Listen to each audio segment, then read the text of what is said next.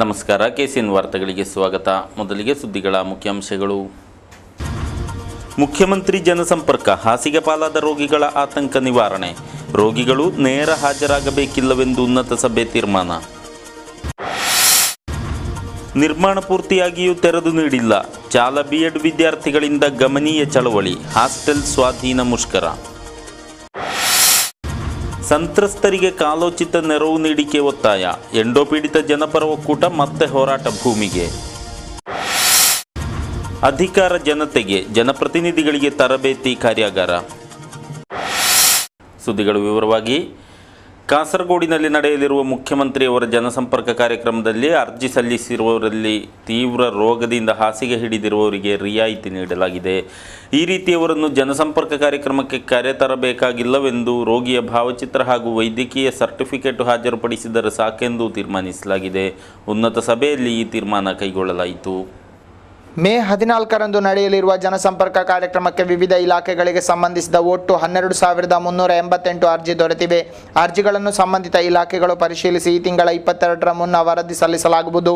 ಬಳಿಕ 23ರಂದು ಸಚಿವ ಕೆಪಿ ಮೋಹನನ್ ಅವರ ಅಧ್ಯಕ್ಷತೆಯಲ್ಲಿ ಜರುಗಲಿರುವ ಉನ್ನತ ಸಭೆಯು ದೂರುಗಳಿಗೆ ಪರಿಹಾರ ಕಲ್ಪಿಸಲಿದೆ. ಕಾಸರಗೋಡು, ಕಾಂಜಂಗಾಡು ನಗರಗಳಲ್ಲಿ ಭೂಗರ್ಭ ಕೇಬಲ್ ಎಳೆಯುವ ಬಗ್ಗೆ ಬಿಎಸ್ಎನ್ಎಲ್ ಕೆಎಸ್ಸಿಬಿ ವಿವಾದ, ಬಾವಿಕೆರೆ ಕುಡಿಯುವ ನೀರು ಯೋಜನೆ, ವಿದ್ಯಾನಗರ ಜಂಕ್ಷನ್ ಹಾಗೂ ಬಿಸಿ ರಸ್ತೆ ಜಂಕ್ಷನ್ಗಳಲ್ಲಿ ಟ್ರಾಫಿಕ್ ನಿಯಂತ್ರಣೆ, ಕಾಸರಗೋಡು ಮಿನಿ ಸಿವಿಲ್ ಸ್ಟೇಷನ್ ಮೊದಲಾದವುಗಳ ಬಗ್ಗೆ ಸಭೆ ಚರ್ಚಿಸಿತು. ಸಭೆಯಲ್ಲಿ ಉಪಜಿಲ್ಲಾಧಿಕಾರಿ ಡಾಕ್ಟರ್ ಪಿಕೆ ಜಯಶ್ರೀ, ತಹಶೀಲ್ದಾರರ ಸಹಿತ ಉನ್ನತ ಅಧಿಕಾರಿಗಳು ಭಾಗವಹಿಸಿದರು. ಬಿಎಡ್ ಕೇಂದ್ರದಲ್ಲಿ ಗಮನ ಸೆಳೆದ ವಸತಿಗೃಹ ಸ್ವಾಧೀನಪಡಿಸಿಕೆ ಚಳವಳಿ. ನಿರ್ಮಾಣ ಪೂರ್ತಿಯಾಗಿಯೂ ಚಾಲ ಬಿಎಡ್ ಕೇಂದ್ರದ ವಸತಿಗೃಹ ತೆರೆದು ನೀಡದಿರುವುದನ್ನು ಪ್ರತಿಭಟಿಸಿ ವಿದ್ಯಾರ್ಥಿಗಳು ಹಾಸ್ಟೆಲ್ ಸ್ವಾಧೀನ ಚಳವಳಿ ನಡೆಸಿದರು. ಹಲವಾರು ವಿದ್ಯಾರ್ಥಿಗಳು ಭಾಗವಹಿಸಿದರು. ಕಾಲೇಜು ಕ್ಯಾಂಪಸ್ನಲ್ಲಿ ವಿದ್ಯಾರ್ಥಿನಿಯರಿಗಾಗಿ ನಿರ್ಮಿಸಲಾಗಿರುವ ವಸತಿಗೃಹವನ್ನು ತಕ್ಷಣ ತೆರೆದು ನೀಡಬೇಕು. ತಡೆ ಹಿಡಿದಿರುವ ಕೆಪಿಸಿಆರ್ಐ ಪ್ರತಿಭಾ ಪುರಸ್ಕಾರ ಪುನರ್ ಪ್ರತಿಷ್ಠಾಪಿಸಬೇಕು ಮೊದಲಾದ ಬೇಡಿಕೆ ಮುಂದಿರಿಸಿ ವಿದ್ಯಾರ್ಥಿ ಯೂನಿಯನ್ ನೇತೃತ್ವದಲ್ಲಿ ಮುಷ್ಕರ ನಡೆಸಲಾಯಿತು. ಹಾಸ್ಟೆಲ್ಗೆ ನುಗ್ಗಿದ ವಿದ್ಯಾರ್ಥಿಯರು ಜಗಲಿಯಲ್ಲಿ ನೆರೆದು ತೀವ್ರ ರೀತಿಯ ಘೋಷಣೆ ಮೊಳಗಿಸಿದರು.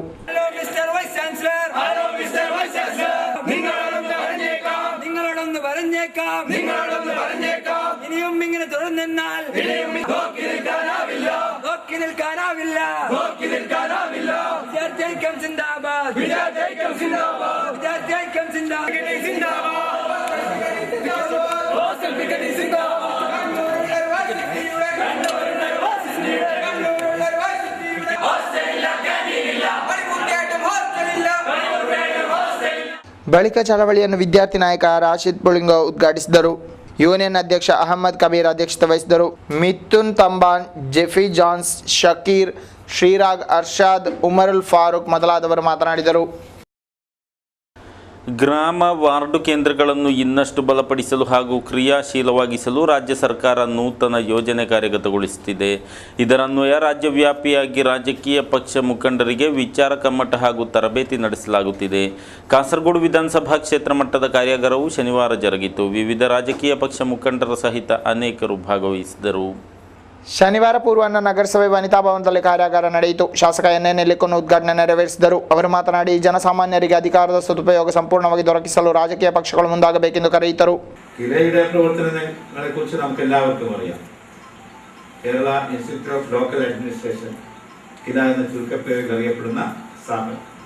അപ്പോൾ ഞാൻ എം.എൽ.എ. ആയതിനു ശേഷം കിലയുടെ ഉത്തരവാദപ്പെട്ട ആളുകൾ ഈ മണ്ഡലത്തിലെ ജനപ്രതിനിധികളെ കൊണ്ടുപോയി, ഞാൻ അടക്കമുള്ള ജനപ്രതിനിധികൾ കിലയിൽ പോയി ക്ലാസ്സിൽ പങ്കെടുക്കണമെന്ന് എന്നോട് നിരന്തരം ആവശ്യപ്പെട്ടു. ಕಿಲಾ ಜಿಲ್ಲಾ ಸಂಯೋಜನಾಧಿಕಾರಿಣಿ ಸಿ ಶ್ಯಾಮಲಾ ಅಧ್ಯಕ್ಷತೆ ವಹಿಸಿದರು. ಕಿಲಾ ಗೌರವ ಸದಸ್ಯರಾದ ಮೊಹಮ್ಮದ್ ನಿಸಾರ್, ಎಚ್ ಕೃಷ್ಣ ತರಗತಿ ನಡೆಸಿದರು. ಕೆಬಿ ಮೊಹಮ್ಮದ್ ಕುಂಜಿ ಸ್ವಾಗತಿಸಿದರು. ಕೇರಳ ಎನ್ಜಿಒ ಯೂನಿಯನ್ ನೇತೃತ್ವದಲ್ಲಿ ದರ ಏರಿಕೆ ವಿರುದ್ಧ ಮಹಿಳೆಯರು ಜಿಲ್ಲಾಧಿಕಾರಿ ಕಚೇರಿ ಮುಂದೆ ಧರಣಿ ಮುಷ್ಕರ ನಡೆಸಿದರು. ಶನಿವಾರ ನಡೆದ ಮುಷ್ಕರದಲ್ಲಿ ಅಪಾರ ಸಂಖ್ಯೆಯಲ್ಲಿ ಮಹಿಳಾ ನೌಕರರು ನೆರೆದಿದ್ದು ಕೇಂದ್ರ ರಾಜ್ಯ ಸರ್ಕಾರಗಳ ವಿರುದ್ಧ ತೀವ್ರ ರೀತಿಯ ಘೋಷಣೆಗಳನ್ನು ಮೊಳಗಿಸಲಾಯಿತು. ಧರಣಿ ಮುಷ್ಕರವನ್ನು ಪ್ರಜಾವಾದಿ ಮಹಿಳಾ ಅಸೋಸಿಯೇಷನ್ ಜಿಲ್ಲಾಧ್ಯಕ್ಷೆ ಎಂ ಸುಮತಿ ಉದ್ಘಾಟಿಸಿದರು. ಅವರು ಮಾತನಾಡಿ, ಕೇಂದ್ರ ರಾಜ್ಯ ಸರ್ಕಾರಗಳು ಜನಜೀವನವನ್ನು ಕಂಗಾಲುಗೊಳಿಸುತ್ತಿದೆ. ನಿತ್ಯೋಪಯೋಗಿ ಸಾಮಗ್ರಿಗಳ ಸಬ್ಸಿಡಿಯನ್ನು ಭಾರೀ ಪ್ರಮಾಣದಲ್ಲಿ ಕಡಿತಗೊಳಿಸುವ ಕ್ರಮಗಳನ್ನು ಕೇಂದ್ರ ಮುಂಗಡ ಪತ್ರದಲ್ಲಿ ಘೋಷಿಸಲಾಯಿತು ಎಂದರು. ಎ ಸಲೀಂ ಅಧ್ಯಕ್ಷತೆ ವಹಿಸಿದರು. ಎನ್ಜಿಒ ಯೂನಿಯನ್ ಜಿಲ್ಲಾ ಕಾರ್ಯದರ್ಶಿ V Chandran, TP Usha, VC Mathew, M Chandrasekharan, M Shobha ಮೊದಲಾದವರು ಮಾತನಾಡಿದರು. ಜಿಲ್ಲೆಯ ಎಂಡೋಸಲ್ಫಾನ್ ಪೀಡಿತರೊಡನೆ ಅಧಿಕಾರಿ ವರ್ಗ ತೋರಿಸುತ್ತಿರುವ ಅವಗಣನೆಯನ್ನು ಪ್ರತಿಭಟಿಸಿ ಎಂಡೋ ಪೀಡಿತ ಜನಪರ ಒಕ್ಕೂಟ ಮತ್ತೆ ಹೋರಾಟ ಕಣಕ್ಕೆ. ಜಿಲ್ಲೆಯ ಎಂಡೋಸಲ್ಫಾನ್ ಪೀಡಿತ ಪ್ರದೇಶಗಳಿಗೆ ಭೇಟಿ ಇತ್ತ ರಾಷ್ಟ್ರೀಯ ಮಾನವ ಹಕ್ಕು ಆಯೋಗವು ಸಂತ್ರಸ್ತರಿಗೆ ತುರ್ತು ನೆರವು ನೀಡಿಕೆಗೆ ರಾಜ್ಯ ಸರ್ಕಾರದೊಡನೆ ಶಿಫಾರಸುಗೈದರೂ ಕ್ರಮ ಉಂಟಾಗಿಲ್ಲವೆಂದು ಜನಪರ ಒಕ್ಕೂಟದ ನಾಯಕರು ಆರೋಪಿಸಿದ್ದಾರೆ. ಅರ್ಹರ ಬಗೆಗಿನ ಪೂರ್ಣ ಮಾಹಿತಿ ಎಂಡೋಸಲ್ಫಾನ್ ಪುನರ್ವಸತಿ ಸೆಲ್ನಲ್ಲಿದೆ. ಪಂಚಾಯತ್ ಗಡಿಯನ್ನು ನೋಡದೆ ಎಲ್ಲ ಅರ್ಹರಿಗೂ ಆರ್ಥಿಕ ನೆರವು ನೀಡುವುದಾಗಿ ಸರ್ಕಾರ ಭರವಸೆ ಇತ್ತಿತ್ತು. ಕೇರಳ ತೋಟಗಾರಿಕಾ ನಿಗಮ ಹಾಗೂ ಸರ್ಕಾರವು ಈ ಬಗ್ಗೆ ಒಟ್ಟು 176 ಕೋಟಿ ರೂಪಾಯಿಗಳಷ್ಟು ನೀಡಬೇಕು. ತೋಟಗಾರಿಕಾ ನಿಗಮದಿಂದ ಲಭಿಸಬೇಕಿರುವ ಮೊತ್ತವನ್ನು ವಸೂಲು ಮಾಡಿ ಸಂತ್ರಸ್ತರಿಗಿರುವ ನೆರವು ವಿತರಣೆಯನ್ನು ಕಾಲೋಚಿತವಾಗಿ ಪೂರ್ತಿಗೊಳಿಸಬೇಕೆಂದು ಹೋರಾಟ ಒಕ್ಕೂಟ ಒತ್ತಡ ಹೇರಿದೆ. ಸರ್ಕಾರದ 4ನೇ ವಾರ್ಷಿಕ ದಿನಕ್ಕಿಂತ ಮೊದಲಾಗಿ ಘೋಷಣೆ ಹೊರಡಿಸದಿದ್ದಲ್ಲಿ ತೀವ್ರ ಆಂದೋಲನ ಕಣಕ್ಕಿಳಿಯುವುದಾಗಿ ಹೋರಾಟ ಒಕ್ಕೂಟ ನಾಯಕರು ಎಚ್ಚರಿಸಿದ್ದಾರೆ. ಅಕ್ರಮವಾಗಿ ಹೊಯ್ಗೆ ಸಾಗಿಸುತ್ತಿದ್ದ 3 ಲಾರಿ ವಶಪಡಿಸಲಾಗಿದ್ದು ಚಾಲಕರ ವಿರುದ್ಧ ಕೇಸು ದಾಖಲಿಸಲಾಗಿದೆ. ಕುಂಬಳೆ ರಾಷ್ಟ್ರೀಯ ಹೆದ್ದಾರಿ ಬಳಿ ಕುಂಬಳೆ ಪೊಲೀಸರು ಕಾರ್ಯಾಚರಣೆ ನಡೆಸಿದ್ದಾರೆ. ಇವರಲ್ಲಿದ್ದ ದಾಖಲೆಗಳನ್ನು ಪರಿಶೀಲಿಸಿದಾಗ ನಕಲಿ ಎಂಬ ಅಂಶ ಬೆಳಕಿಗೆ ಬಂದಿದ್ದು, ಈ ಕುರಿತು ಪೊಲೀಸರು ತನಿಖೆ ಮುಂದುವರಿಸಿದ್ದಾರೆ. ನಿರ್ಗತಿಕ ಕುಟುಂಬಗಳಿಗೆ ವಸತಿ ನಿರ್ಮಾಣಕ್ಕಾಗಿ ಮಂಜೇಶ್ವರ ಗ್ರಾಮ ಪಂಚಾಯತ್ 2 ಕೋಟಿ ರೂಪಾಯಿ ಸಾಲ ಪಡೆದು ಯೋಜನೆ ಕೈಗೊಳ್ಳಲು ಮುಂದಾಗಿದೆ.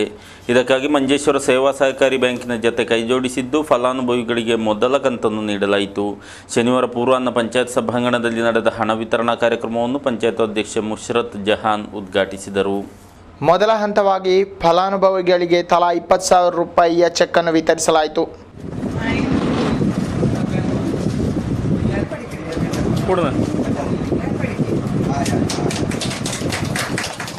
ಖಜೆ ಅಬ್ದುಲ್ಲಾ, ಯಾದವ್ ಬಡಾಜೆ, ಆನಂದ ಮಾಸ್ಟರ್, ಪವನ್ ಕುಮಾರ್ ಮೊದಲಾದವರು ಉಪಸ್ಥಿತರಿದ್ದರು. ಮಂಜೇಶ್ವರ ಗ್ರಾಮ ಪಂಚಾಯಿತು ತನ್ನ ಎಲ್ಲ 21 ವಾರ್ಡ್ಗಳಲ್ಲಿ ಗಣತಿ ನಡೆಸಿ ನಿರ್ಗತಿಕ 100 ಕುಟುಂಬಗಳನ್ನು ಗುರುತಿಸಿದ್ದು, ಪ್ರತಿ ಮನೆಗೆ 2 ಲಕ್ಷದಂತೆ 2 ಕೋಟಿ ರೂಪಾಯಿ ಯೋಜನೆಯ ವೆಚ್ಚ ಇರಿಸಿಕೊಂಡಿದೆ. ಇದಕ್ಕಾಗಿ ಮಂಜೇಶ್ವರ ಸೇವಾ ಸಹಕಾರಿ ಬ್ಯಾಂಕಿನಿಂದ ಸಾಲ ರೂಪದಲ್ಲಿ 2 ಕೋಟಿ ರೂಪಾಯಿಯನ್ನು ಪಡೆಯಲು ನಿರ್ಧರಿಸಿದೆ. ಹಣವನ್ನು ಫಲಾನುಭವಿಗಳಿಗೆ ಮನೆ ನಿರ್ಮಾಣದ ಹಂತಕ್ಕನುಗುಣವಾಗಿ 4 ಕಂತುಗಳಲ್ಲಾಗಿ ವಿತರಿಸಲು ನಿರ್ಧರಿಸಲಾಗಿದೆ. ಇದರ ಅಂಗವಾಗಿ ಮೊದಲ ಕಂತನ್ನು ಶನಿವಾರ ವಿತರಿಸಲಾಯಿತು.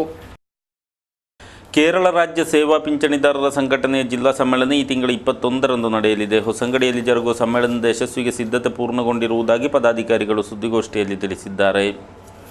ಸಮ್ಮೇಳನವನ್ನು ಪೂರ್ವಾಹ್ನ ಜರುಗುವ ಸಮಾರಂಭದಲ್ಲಿ ಶಾಸಕ PB ಅಬ್ದುಲ್ ರಜಾಕ್ ಉದ್ಘಾಟಿಸಲಿದ್ದಾರೆ. ಜಿಲ್ಲಾಧ್ಯಕ್ಷ KCS ನಾಯರ್ ಅಧ್ಯಕ್ಷತೆ ವಹಿಸಲಿರುವರು. ರಾಜ್ಯ ಉಪಾಧ್ಯಕ್ಷ ಮಂಗಲಶ್ಶೇರಿ ಮಾಧವನ್ ಮುಖ್ಯ ಭಾಷಣ ಮಾಡಲಿದ್ದು, ഗണ്യരನೇಕರು ഭാഗവഹിಸಲಿರುವರೆಂದು ജില്ലാ സമിತಿ പദാധികാരിಗಳು ತಿಳಿಸಿದರು. സംസ്ഥാന സമ്മേളനത്തിന്റെ മുന്നോടിയായി കാസർഗോഡ് ജില്ലാ സമ്മേളനം 2015 ഏപ്രിൽ 21 മഞ്ചേശ്വരം ഒസങ്കടിയിലുള്ള ഹിൽസൈഡ് ഓഡിറ്റോറിയത്തിൽ വെച്ച് നടക്കുക. 23ാം ജില്ലാ സമ്മേളനം ഉദ്ഘാടനം ചെയ്യുന്നത് ശ്രീ PB അബ്ദുൾ റസാഖ് MLA ആണ്. സംസ്ഥാന വൈസ് പ്രസിഡന്റ് ശ്രീ മംഗലശ്ശേരി മാധവൻ മുഖ്യ പ്രഭാഷണം നടത്തും. സംസ്ഥാന സെക്രട്ടറി PP ഗോവിന്ദൻ മാസ്റ്റർ തുടങ്ങിയവർ ಸಂಬಂಧಿಕಂ. ಮೇ 10ರಿಂದ 13ರವರೆಗೆ ಪಾಲ್ಘಾಟ್ನಲ್ಲಿ ರಾಜ್ಯ ಸಮ್ಮೇಳನ ನಡೆಯಲಿದ್ದು, ಇದರ ಪೂರ್ವಭಾವಿಯಾಗಿ ಜಿಲ್ಲಾ ಸಮ್ಮೇಳನ ನಡೆಯಲಿದೆ ಎಂದು ಹೇಳಿದರು. ಸುದ್ದಿಗೋಷ್ಠಿಯಲ್ಲಿ ಸಮಿತಿ ಜಿಲ್ಲಾಧ್ಯಕ್ಷ KCS ನಾಯರ್, ಕಾರ್ಯಾಧ್ಯಕ್ಷ ಯು ರವಿಚಂದ್ರ, ಕಾರ್ಯದರ್ಶಿ P ಕುಂಜಮ್ಮ Nair, VV Balakrishna, M ಕುഞ്ഞിಕಣ್ಣನ್ Nambiar, B Balakrishna ಗೀತಾಯ, K Vasudeva ಮೊದಲಾದವರು ಉಪಸ್ಥಿತರಿದ್ದರು.